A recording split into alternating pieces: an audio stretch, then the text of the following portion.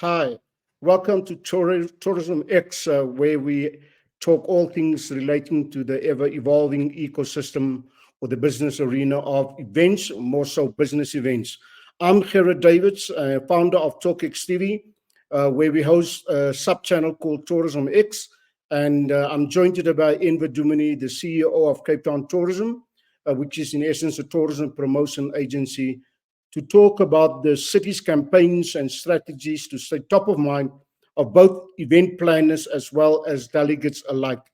Welcome to Tourism X, Enver, and let's start off with the fact that the big issue is that many destinations compete for conferences, conventions, which eventually will bring in delegates to your destination. So why are business events crucial for attracting events and the visitors to your destination, and the rationale and the motivation for an agency like yourself to participate in trade events to position the city as such a host destination? Hi, Gerrit. Thanks again for the invitation. I think, as you indicated and alluded to in your opening statement, the fact is that tourism is more than just leisure. I think for a long time it gets seen as a leisure lens for relaxation, etc., or visiting friends and relatives. But there's also the business side, which I think is where the meetings, incentives, conferencing, and events play a critical role in also stimulating tourism demand. Because if we had to almost look at it in the sense of, the weekend is kind of where your leisure marketing is. And then in the week, the businesses that happen to still keep the hotels full, the planes flying, all the other stuff. And we have seen the shift to what they call bleisure, which is a mixture of business and leisure, because again, people don't just come for one thing. We all know, and we're guilty of it, we go to a conference overseas and we always try to find time for the leisure opportunities to go and buy those gifts for the family somewhere. Yeah. And the economy is sustained through that. So I think the importance of trying to secure events, conferencing, meetings, etc., is because it makes financial sense to a destination for GDP growth, more visitation, and therefore more jobs.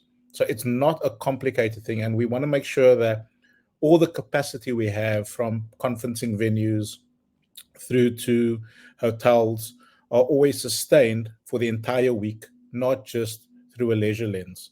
And so therefore the complementary nature of MICE and leisure is actually a beautiful thing that makes destinations not only attract more visitation, but also allows for resilience of a destination.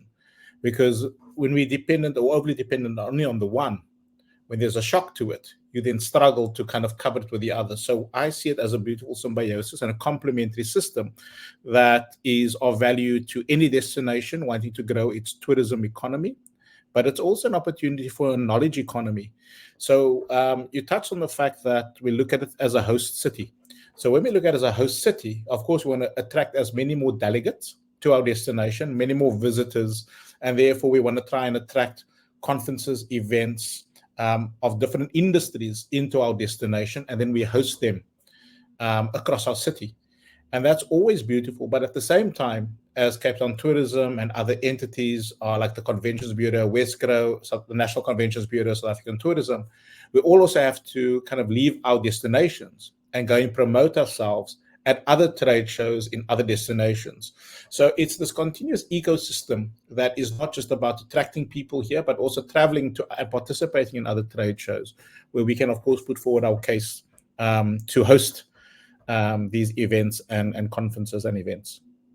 Yeah, thanks, Enver. I saw a report this morning from the city of Cape Town. I think it's Alderman Foss that said the success of the increase of tourism to Cape Town over this last few years are primarily down to the interaction between stakeholders. And so you being the official tourism or trade promotion agency for the city, I mean, in terms of just going beyond showcasing attractions, how would you, as a city or a custodian of an event environment or destination, how would you convince event planners that your destination has the infrastructure for successful meetings, as well as what is the strategy that you employ for these trade shows to go beyond just pleasure, as you've mentioned rather? Yeah. I think that article from Alderman Force is, and I actually read it this morning as well. I think it's indicative of the fact that everything doesn't happen by accident. Actually, is deliberate and strategic and by design. And because we can't be everything to everyone, we need to rely on partnerships. And that's one of the strengths of the collaboration across the city, because we all have strengths, but we all have different audiences that we speak to and engage with. What we are all certain about is saying, how do we grow the economy through tourism? I think that's the one thing. And once we've got that in line, is we all play our roles. There are areas where we sometimes do compete and clash, but what we do is we actually start engaging a lot more frequently around saying, what is your USP? What are you better at? How do I support that? What we also do is of how do we attract events and make the destination attractive, as from not just a strategy, but from an actual implementation, is I think we are blessed the fact that we can go into markets and talk about not just the capacity to hold these things. So we can talk about, infrastructure. We can say, yes, there's conference centers, there's rooms, there's experiences. This beautiful. We've got enough capacity to handle your 30 delegates to your 3,000, 30,000. We can host that because the city has got the infrastructure to deliver on that. Secondly, we of course talk about successes and previous cases of successful events and hosted events, as well as conferences at all sizes across the city. So by having that experience of not just hosting a conference or events once, but consecutively over years, and how it's grown and how that event planner and organizer has succeeded because they kept working with us, also shows them the long-term success of hosting it in the destination. The other thing, like I said also earlier on, is it's also an opportunity for knowledge exchange. Yeah. Because the beauty is that we can't just look at this as saying we're only going to host tourism as an economic driver for trade shows. We can have everything from auto manufacturing, agriculture, artificial intelligence, cybersecurity. These are all knowledge economies. And what is great is that we can get the best minds in the world into our city. If we work with the event organizer, we can give them local challenges we face, and that becomes part of the meeting, so that we also then start getting value from it as a destination. So for us, we see this as not just an opportunity to, of course, full rooms and conference venues, but it's also an opportunity for us to be able to share knowledge, learn from each other, and then invest that knowledge and share it back into our economies to grow it also at a faster rate. But the best thing for me is about connection between people. I think sometimes we forget about that, is that what makes delegates come back and enjoy a destination is the fact they can connect with peers. As much as I appreciate this kind of conversation in the digital world, is that is the thing that is sometimes lost and actually competes now with trade shows, is that the virtual one is more cost effective compared to the traditional trade shows, which are becoming more and more costly. People are opting to either go every second year or go to something that's a lot closer. There's also questions around our carbon footprint when we travel to these trade shows and vice versa. So how do we deal with that complexity? So the MICE industry is under even more pressure in a post-COVID world. But the one thing that we realize is that tourism, whether for leisure or business, the best mechanism of selling a destination is through its people. And people want to connect with social creatures, and the face-to-face is a lot more meaningful, where you can actually learn from somebody and actually create a friendship that becomes a business partnership that can last for a long time. These things are transactional as well, as even though they are accessible, it takes away from the real meaning of actually being part of events and trade shows. Yeah, sure. And considering all those nuances and the fact that event planners come from various industries, you mentioned auto and manufacturing. How would you, as a custodian of the meeting destination, how would your approach be at these trade shows that you mentioned to make sure that you zoom in on the right type of profile of event planner as opposed to talking to event planners? Yeah. So you're absolutely right. We need to be a lot more targeted as destination, because again, you've got a captive audience at a trade show. You can engage with them on a specific subject, but you also want to make sure that the subjects or the events or the planners you want to attract is targeted against your own economic plan.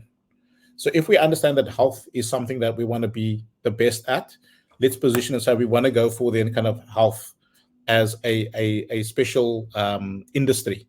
When we talk about agri-processing, when we talk about business process outsourcing, these are, and even tourism, these are the strengths of the destination. And you want to try and own that, because then you can start pulling in your tertiary education, secondary education to be part of it. You can bring in other parts of private sector, because your economy then can benefit from trade shows with industries that are specific.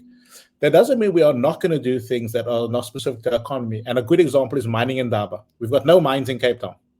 Yeah. And here you've got a mining in Daba that comes back year after year after year, because they understand the value of the destination in its both its delivery of successful events before, its world-class infrastructure, but also the technology and the fact that mining requires access to other forms of technology and industries, and that's part of, again, the value chain and the upstreaming of these things. So for us, even though we may be targeted when we go after things, we're of course not going to say no to anybody who wants to host an event here.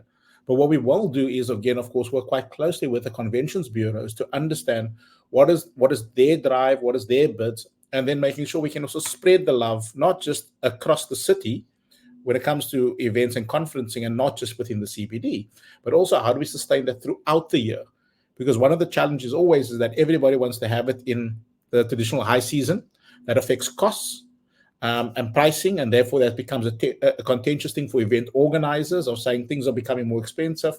And then, of course, we do say to them, if you're hosting an indoor event, you can move it into winter. It doesn't mean it always rains. It even rains in summer these days. So it's understanding that economic landscape, understanding how this all fits together across our ecosystem, being very targeted around the sectors and industry we want to approach that can benefit our destination, but at the same time, working with any other sector and industry where we believe there's an upstream and downstream benefit by hosting it in our city. Thank you very much, Enver, for joining us. That was Enver Duminy, CEO of Cape Town Tourism Agency, and thank you for taking us through your strategies, your thinking, and even the way you do your campaigns in this evolving landscape pertaining to the trends and challenges for both event planners as well as delegates alike. And thank you very much for your time and insights, which is very much appreciated, and we'll leave it there until next time. Thank you very much.